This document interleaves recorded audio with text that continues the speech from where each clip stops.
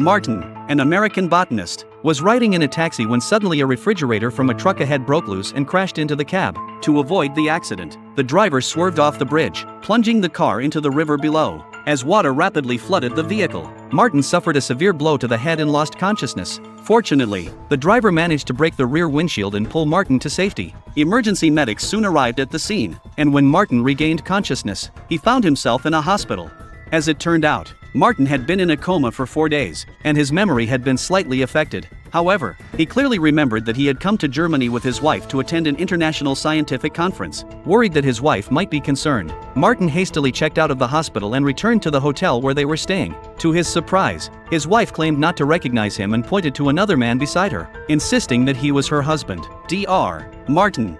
Furious, Martin shouted that he was the Real Martin, but no one believed his story. Eventually, security guards escorted him away, treating him like a madman. They reviewed the surveillance footage from that day, but it only showed his wife alone, with no sign of him. Just then, a security guard found information about Dr. Martin online. Martin thought this would finally prove his identity, but when he saw the screen, after seeing the information, even Martin began to doubt himself. However, he clearly remembered that 4 days ago, he and his wife had come to Berlin from the US to attend an international scientific conference at the invitation of Dr. Bray. But while packing, he realized he had left his briefcase containing all his documents at the airport. He quickly hailed a taxi to retrieve it, but the accident occurred on the way.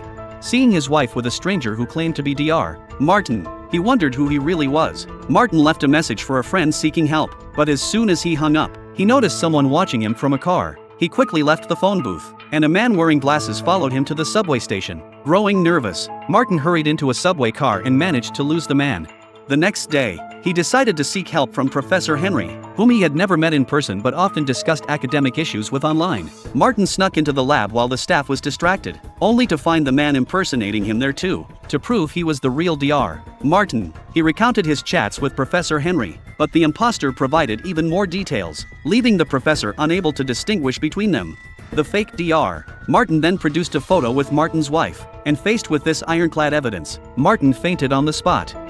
When he woke up, he was back in the hospital. A kind nurse handed him a note, saying her friend, a detective, might be able to help uncover the truth. The doctor then suggested a full-body exam to better treat him and had the nurse inject him with a sedative. However, just as the exam ended, a figure appeared before him, the man who had been following him earlier. Even worse, Martin's body was still numb from the sedative.